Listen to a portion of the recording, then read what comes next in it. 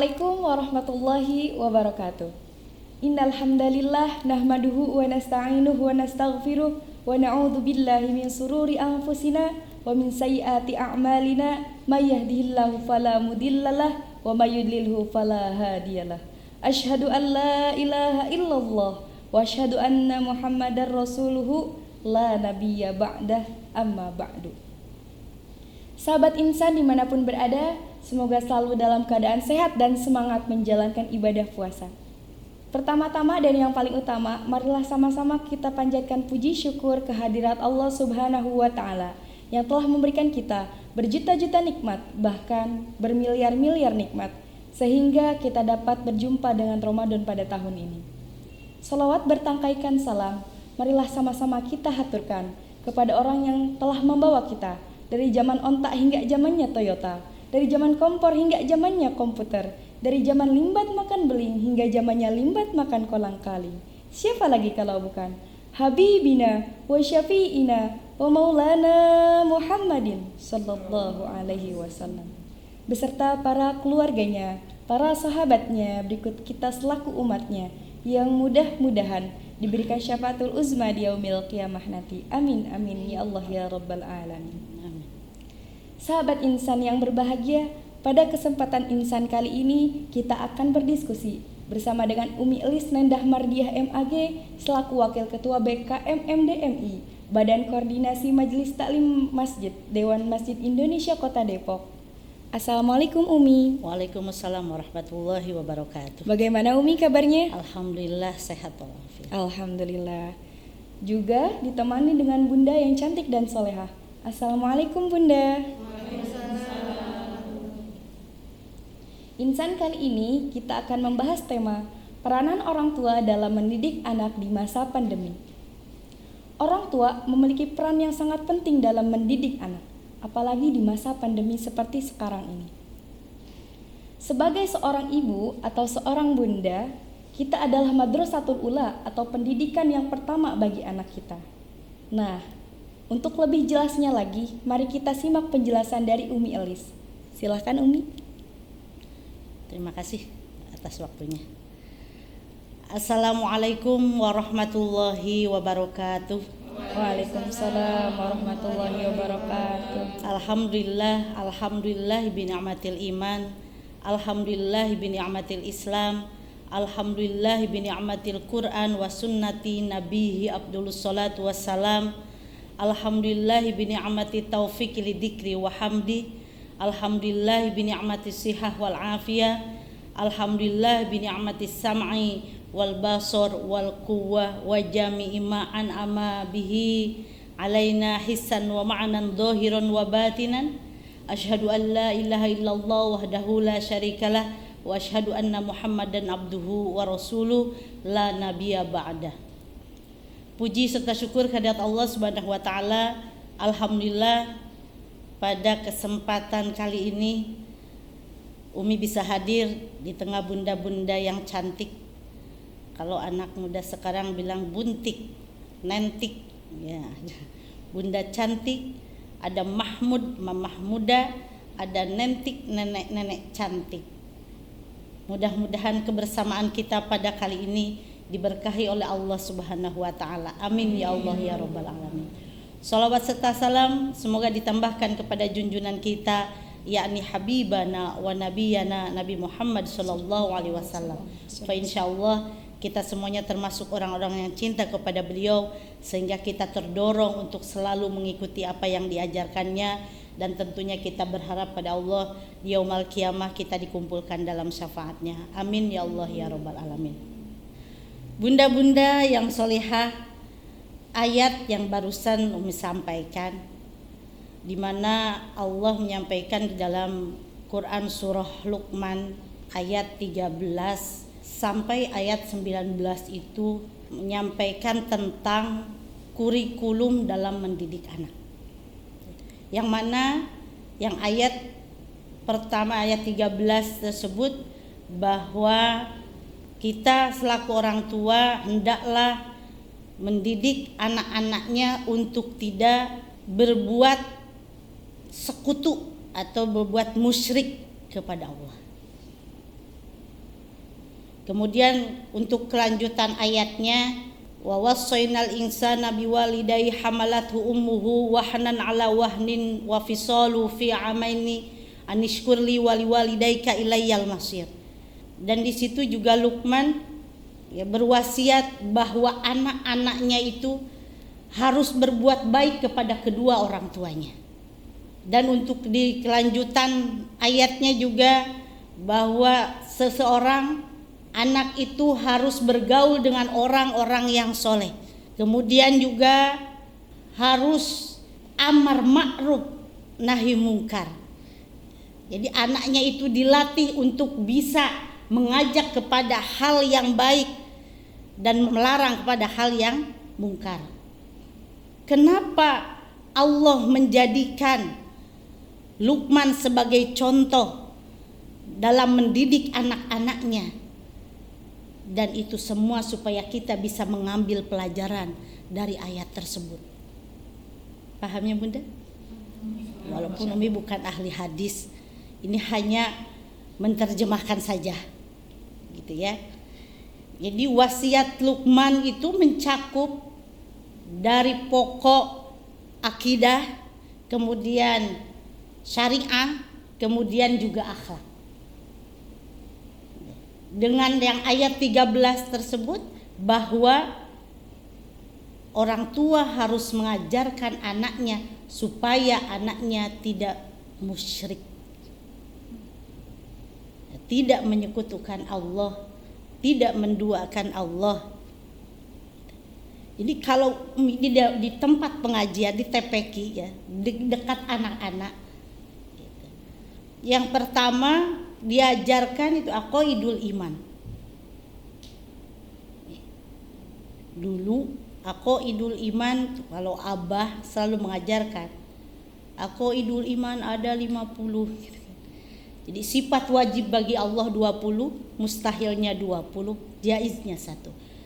Sifat wajib bagi Rasul 4, mustahilnya 4, jaiznya 1. Itu terapkan apa yang waktu kita dahulu didapat dari guru kita atau dari orang tua kita, kita sampaikan lagi kepada anak-anak kita. Apalagi sekarang belajarkan tidak di sekolah. Musim pandemi ini kita anak-anak banyak dengan kita di rumah. Tentunya kita sebagai orang tua mesti pintar-pintar dalam mengajar anak. Kan yang tadinya di sekolah diajarin matematika, kalau sekarang makan kita sendiri harus pintar matematika. Belajar bahasa Inggris, mau tak mau gak bisa bahasa Inggris, belajar bahasa Inggris. Jadi ternyata jadi seorang ibu itu, peran seorang ibu itu luar biasa. Terkadang jadi dokter, terkadang juga seringnya jadi koki, terkadang jadi ibu guru, ya, terkadang jadi manajer, terkadang jadi teman main, terkadang juga tempat curhat. Betul. Kalau dekat anak-anak kita itu harus menjadi teman, apalagi yang sudah dewasa, menginjak anak-anak SMP, ya, SD kelas 5, kelas 6 itu sudah banyak yang sudah balik. Mereka sudah apa-apa lagi sekarang tontonan. Apa kalau zaman sekarang namanya? ada tontonan YouTube. Ya. Terkadang mungkin bisa menggugah gairah syahwatnya yang menyebabkan yang tadinya enggak semestinya sudah dewasa, dia sudah dewasa duluan. Kelas 5, kelas 6 ada yang sudah haid. Dan kita harus tahu juga ilmunya. Ada ciri balik itu berapa? Ya. Ciri balik ada 3 kalau di dalam kitab Safinatun Najah. Ya. Yang pertama ada sempurna umur 15 tahun.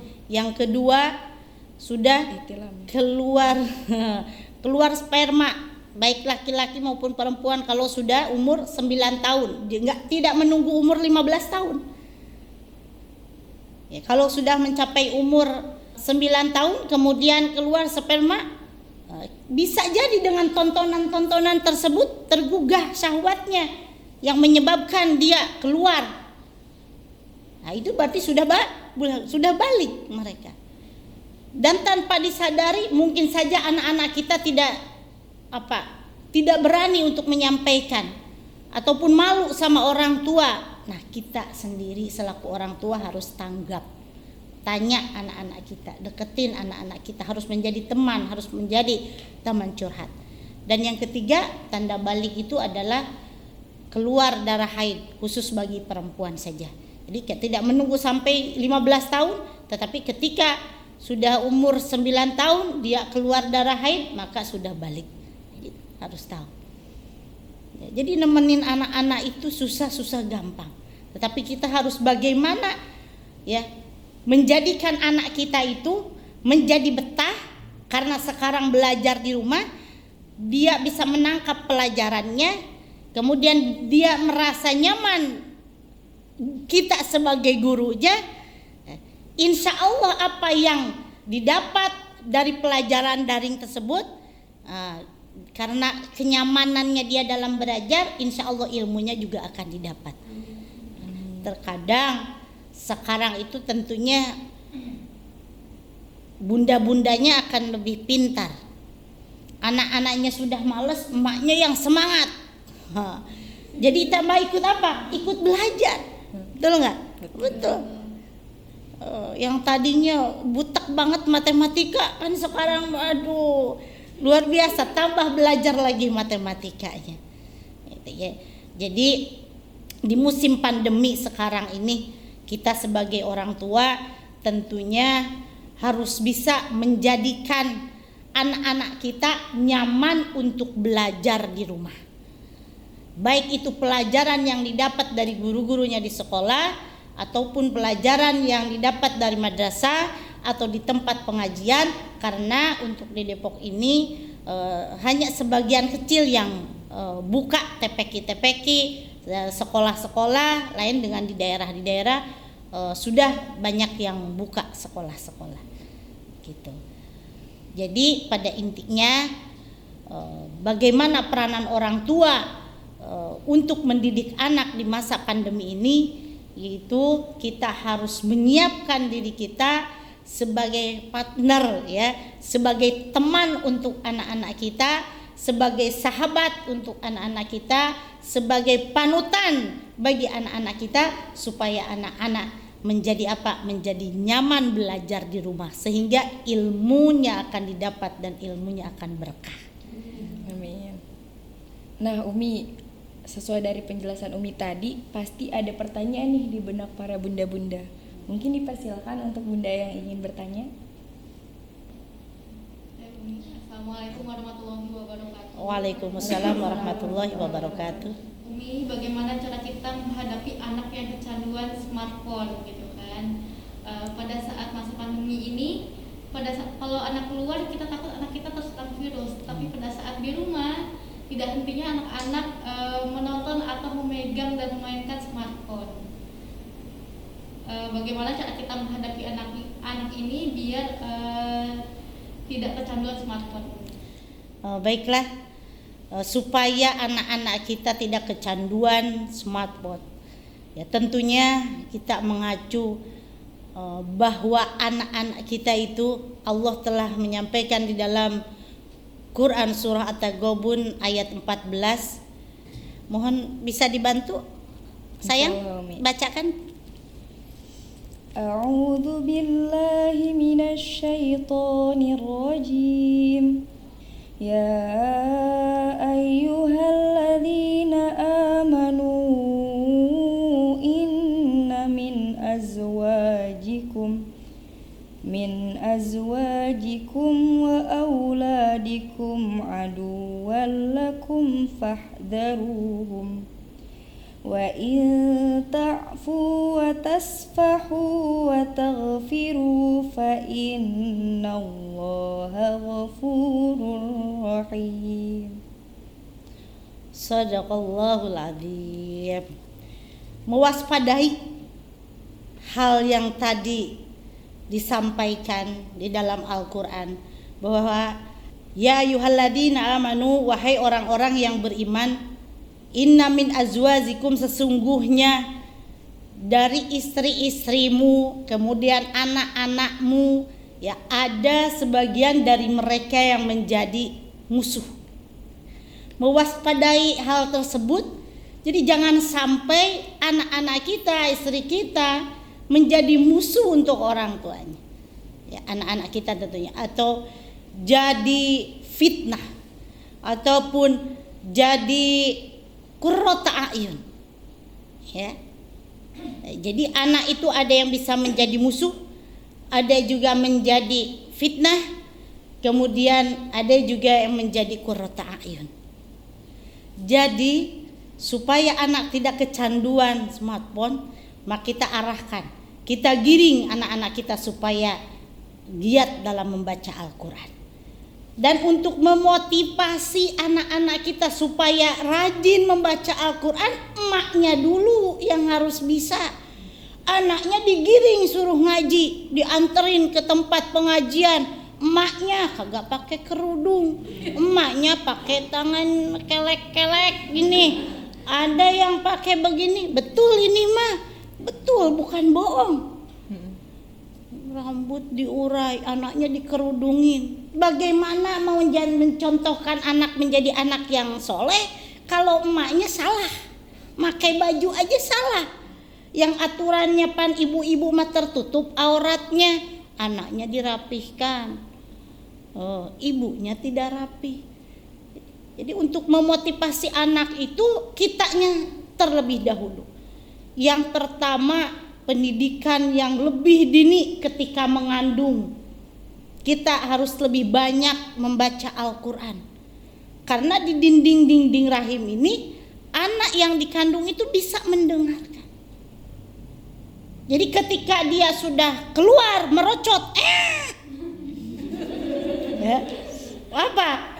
Dia sudah apa? Sudah tidak kaget lagi ketika di alam dunia, ya, sudah keluar dari alam rahim itu yang mendengar suara-suara ayat-ayat Al-Quran itu. Karena apa? Sudah terbiasa dia dengarkan waktu sedang di dalam kandungan. Jadi kita kalau pingin anak-anak kita menjadi anak-anak yang soleh, yang ahli Al-Quran, didik dari mulai kandungan, bukan pas gubrag, apalagi sudah nenek-nenek. Maka tidak heran kalau yang sudah tua belajar agak susah. Boleh jadi mungkin dulunya tidak belajar. Jadi yang pertama itu dididik dari apa? Dimulai dari kandungan, harus lebih banyak membaca Al-Quran. Yang kedua, di rumah setiap saat, di setiap waktu, di setiap kesempatan, perdengarkan alunan ayat-ayat Al-Quran.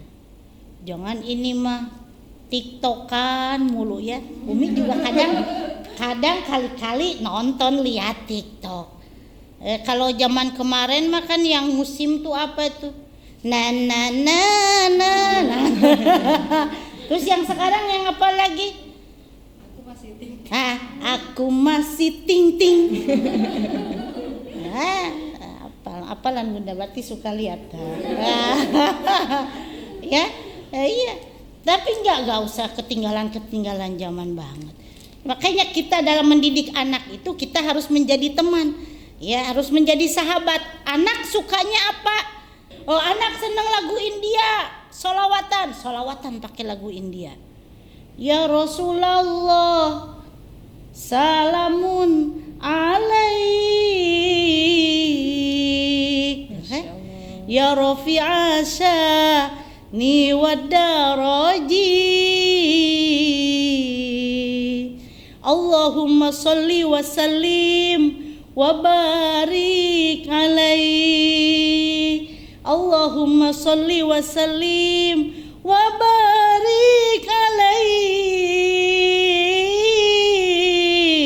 wa barik alaihi. Tuh kan. Jadi jangan ketinggalan zaman. Apa yang digandungi oleh anak-anak kita sekarang, kita harus bisa dan dipraktekkan dengan hal-hal yang baik.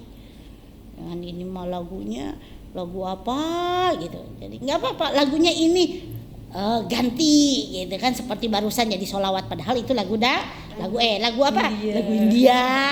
Itu lagu dangdut. Ya, seperti itu. Jadi supaya anak kita tidak kecanduan, kita arahkan ke hal yang baik-baik. Boleh jadi kita di rumah masak, ajak mereka masak. Kita lagi bebenah, ajak dia bebenah. Sambil apa? Sambil sholawat tadi. Biar apa? Biar kagak jenuh, biar kagak boring kalau bahasa sekarang ya. Seperti itu mungkin ya. Dapat dipahami? Terima kasih Umi. Insyaallah. Mungkin bunda yang lain ada yang mau bertanya lagi? Assalamualaikum Umi. Waalaikumsalam Bunda. Dalam kesempatan kali ini saya ingin curhat sekaligus mau bertanya dengan Umi. Pada kehidupan saya pribadi, saya mempunyai 6 orang anak. 3 anak dari anak kandung saya dan 3 anak yatim dari adik saya almarhum. Yang ingin saya tanyakan, bagaimana cara menyampaikan kepada anak yatim saya dalam kesehariannya ini, yang seringkali, terutama yang pertama udah agak dewasa ya Umi, umurnya usianya 20 tahun. Dalam kesehariannya seringkali membuat saya was-was gitu Umi, selalu ketakutan, istilah kasarnya sedang menaruh telur di atas tanduk lah gitu. Jadi yang setiap saat bisa pecah. Yang ingin saya tanyakan, bagaimana caranya menyampaikan agar si anak ini dapat memahami apa yang saya sampaikan dan agar tidak memancing amarah saya. Yang saya sadari dalam keseharian, setiap kali saya berbicara atau menasihati, saya selalu emosi gitu Mi.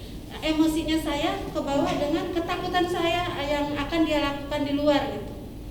Itu yang akan saya tanyakan kepada Umi.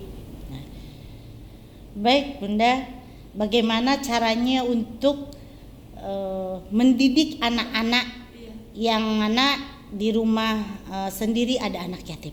Sebenarnya tidak ada bedanya dengan mendidik anak sendiri, sama saja seperti hal yang tadi disampaikan oleh Umi, ya, bahwa anak-anak kita itu boleh jadi menjadi musuh, boleh jadi menjadi fitnah, boleh jadi qurrata ayun, dan kita berharap anak-anak yang ada di rumah kita menjadi anak-anak yang diharapkan, anak-anak yang soleh, anak-anak yang solehah.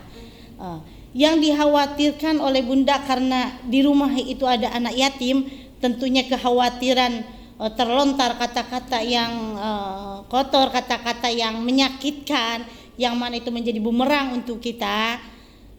Tentu sebenarnya tidak ada salahnya kalau kita hanya mengingatkan, karena sama saja baik itu anak kita sendiri ataupun anak yatim yang ada dititipi oleh saudara kita.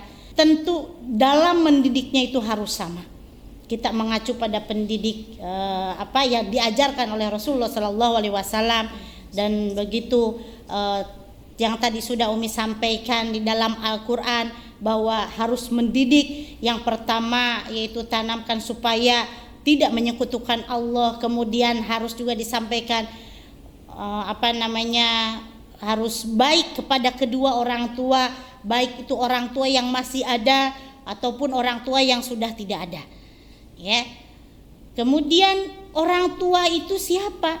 Orang tua itu boleh jadi orang tua kandung itu yang melahirkan, ya, guru ataupun yang merawat kita setelah orang tua tidak ada.